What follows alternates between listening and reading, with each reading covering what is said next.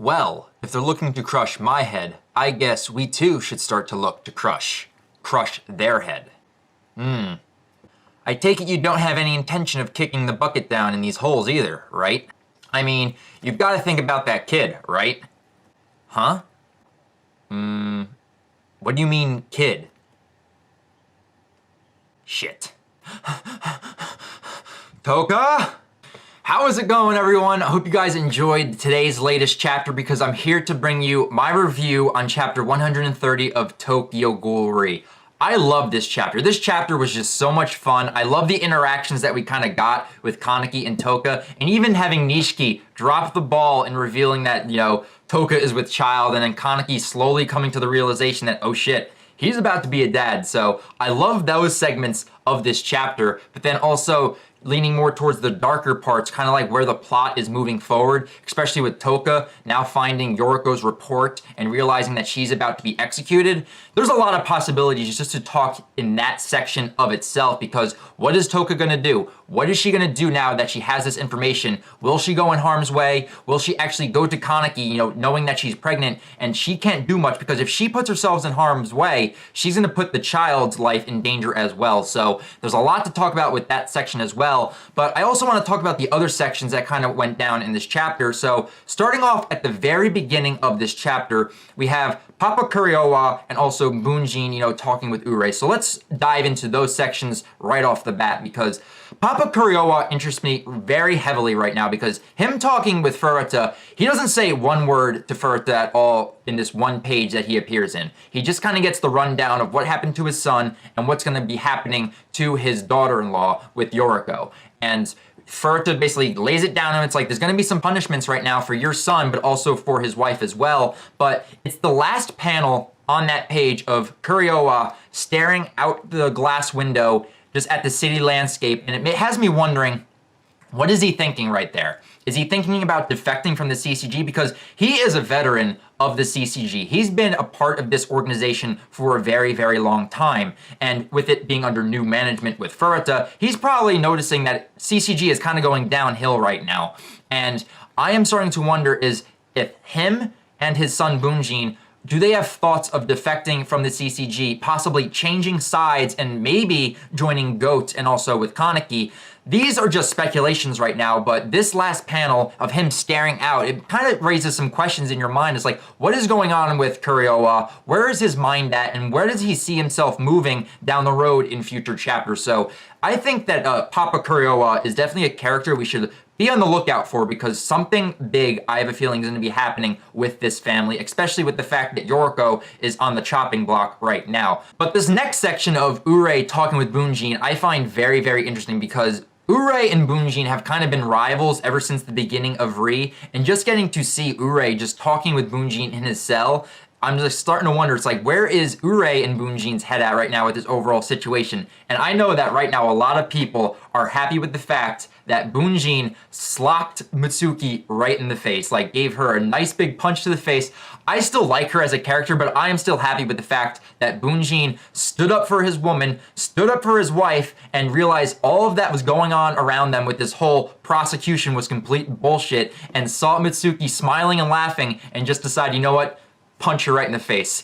Good job, Bunjin, protecting your woman when she is in danger, doing your best. This guy is an awesome husband, but an awesome man. You gotta give him some props for this. But the overall dialogue, besides all of that between Urie and Bunjin, it kind of makes me wonder, like, where is Urie at right now? Because he's got to reprimand Mutsuki, because he knows what's going on right now, and he has suspicions right now of the wrongdoings that the CCG is currently conducting, and seeing one of his fellow investigators right now kind of being locked up just for punching Mutsuki, it kind of has to raise some red flags in your head and being like, what the hell is going on with the CCG, and what's going on with this overall organization that I'm a part of, and am I actually on the right side in this war, in this battle we're having with the ghouls? So there's some interesting things, and basically the whole Papa Kuriowa and Bunjin sections are basically to lead up into the whole fact that there are some punishments that are kind of being put in place, and they're actually increasing the punishments to where it gets revealed that Yoriko is going to be put on the execution block and will be executed very, very soon for basically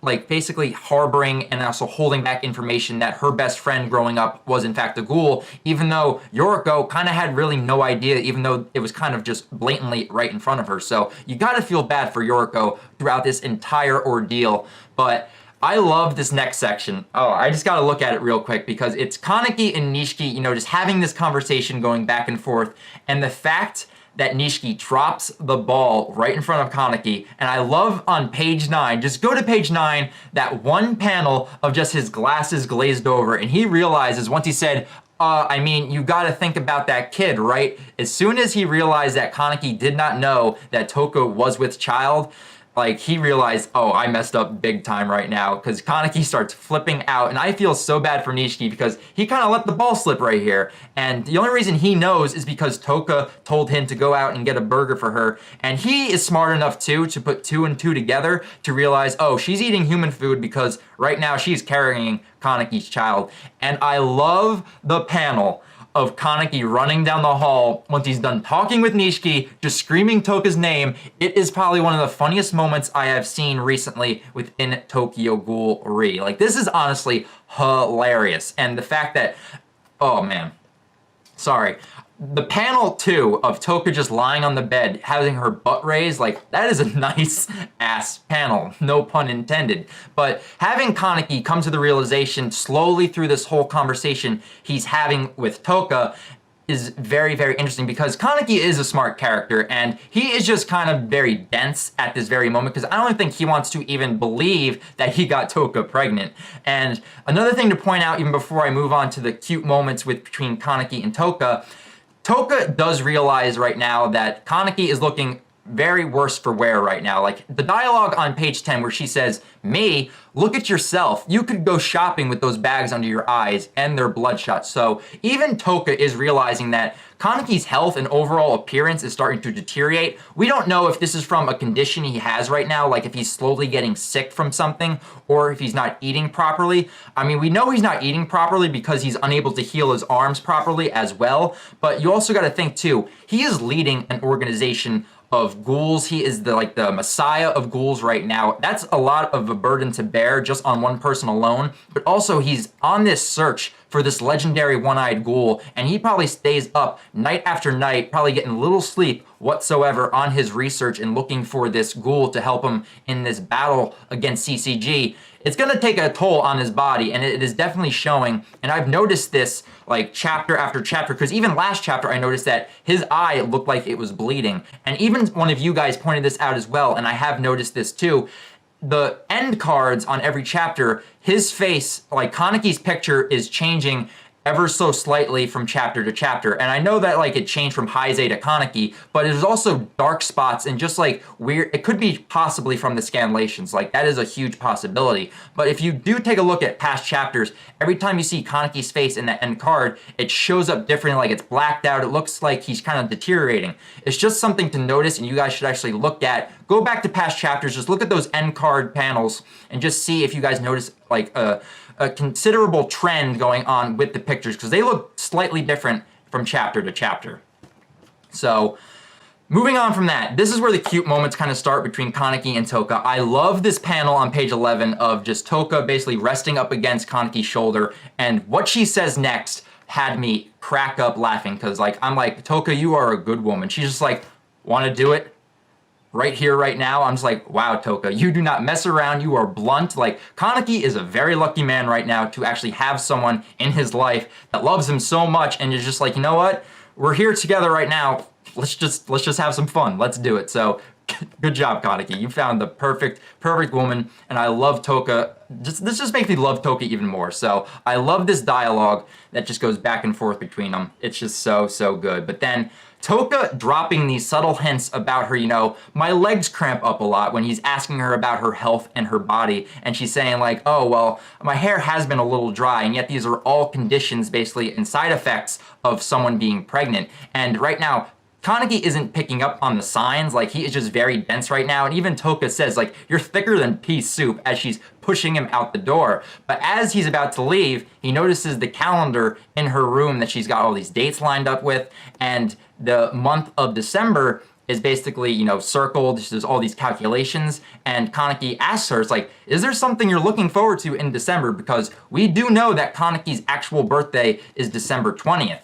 And the fact that Toka is probably expecting their child in December cannot be a coincidence in and of itself. I think it'd be very, very weird, but also more of a coincidence and just parallel Kaneki as a character if the child ends up being born on Kaneki's birthday. That would just be very, very weird. But I love her reaction to this because she immediately looks shocked and just kicks him out of the room and is like, no, there's nothing. Get lost, idiot. And you just see, I think this is Futa, the guy with the fish gills, the ghoul, just comes up right to him and is like, are you okay, my king? And this is the moment when Kaneki realizes, and he goes, it has to be. And he realizes right then and there that Toka is in fact pregnant. And he realizes right now that he's about to be a dad. So there's a lot going on in Kaneki's mind right now. Not only does he have to lead the humanity of ghouls against the CCG onslaught, but not only is he looking for this legendary one-eyed ghoul, now he has a child on the way. So he's got a lot of legacies to uphold because he's got Goat and this child now that he's got to look after. And so there's a lot on his mind right now. But then we move over from the happy, more awkward moments to the more sad and just depressing moments, because seeing Yoriko just basically hungry, being starved of food within the interrogation rooms of CCG, not knowing when she's going to be set free and knowing that she might possibly be up for execution, she is absolutely scared and petrified of the fact that she did not realize right now that Toka was a ghoul this entire time. And I get the feeling that she doesn't really have any ill will towards Toka. Like, she realizes right now with all of the information, you know, stacked in front of her, that all these past events of, you know, Toka not really being willing to eat her food, but, you know, eating it with a smile and then later on going on to throw it up in the bathroom, it kind of just goes to show her, it's like, Toka did all of this for me. She deeply cared about me, and I definitely think that Yoriko definitely doesn't have any ill will towards Toka, and it's just like right now, just like I am so stupid for not even realizing that my best friend growing up was a ghoul. And I can definitely see Yoriko being a ghoul sympathizer. Like, if Toka was to come out to Yoriko and basically say I was a ghoul, she most likely would accept her as the being that she is and just be like, you are my friend. I don't care if you're a ghoul. And even though the situation she is in right now really does suck, all I have to say is Yoriko did nothing wrong. Like, this just makes me feel really bad for her character because, honestly, throughout all of Tokyo Ghoul, she is the most innocent. Like, she has done absolutely nothing to deserve any of this. And seeing Furuta's face, his smug-ass troll face on page 16, I'm like, yo, Furuta, you have no chill. You are just hurting an innocent girl that is just caught at the wrong place, at the wrong time, with the wrong circumstances, and I feel really bad for Yoriko. It's just absolutely terrible. And then also this whole conversation, besides that fact of Mutsuki and Aura, like, so just having Mutsuki, you know, saying like, oh, I'm not interested in Toka anymore, and I just really want to, you know, capture Kaneki at the chateau and basically just kill him right then and there. It's just like, Mutsuki, what's wrong with you? I love her character, but I just gotta ask that question. It's like, Mutsuki, you are going off the deep end right now. And even this dialogue right here has me very worried for Yoriko as well, because it's between Aura and Mutsuki on page 17 when he says, a faked wrist wasn't enough to make her falter, I take it. Yes, which is why I won't be holding back next time.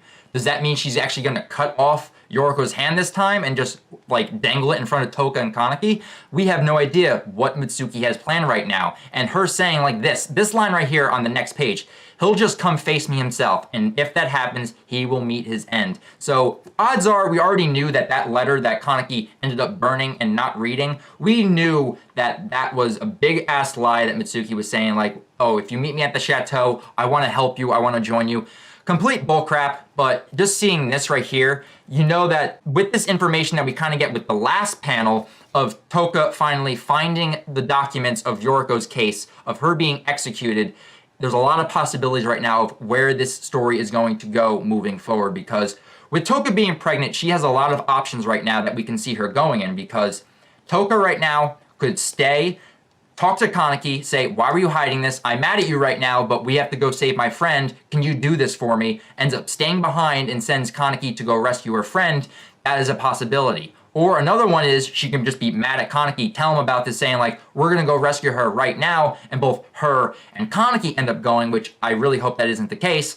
But then another possibility with that as well is she doesn't tell Kaneki at all that she found this document. She goes out on her own and she ends up confronting Mutsuki and trying to basically break Yoriko out of the CCG all by herself, which I really, really hope that is not the case.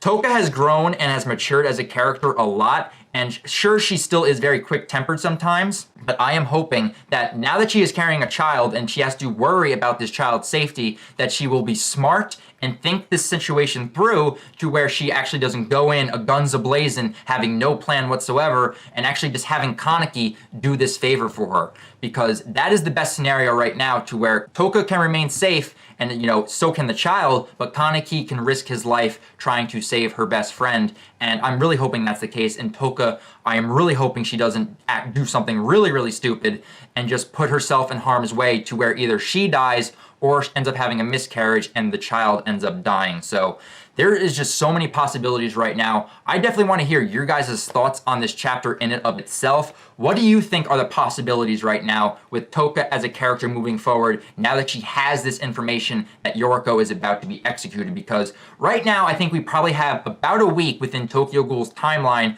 until Yoriko ends up being executed, because Mutsuki wanted to meet Kaneki at the chateau from April 12th to the 17th, and if you go to the last page of the last panel, the letter says the dates of April 15th and then April 23rd. So I'm guessing April 23rd might be the execution date. So we do have a few days until that happens. So definitely give me you guys' thoughts and theories and the possibilities you guys think that Touka might do with the next chapter coming up, and where she actually might end up going with the next future chapters, because there are so many possibilities. So leave your thoughts down below. If you guys are finding me for the first time and just want to talk Tokyo Ghoul, feel free to subscribe to my channel. I would love to talk with you guys. I love the community and the Tokyo Ghoul just fans, just getting to talk back and forth in the comments. It's so much fun. I love you guys so much. But until next week, until chapter 131 of Tokyo Ghoul Re comes out, I'll talk with you guys then. All right, guys, see you later.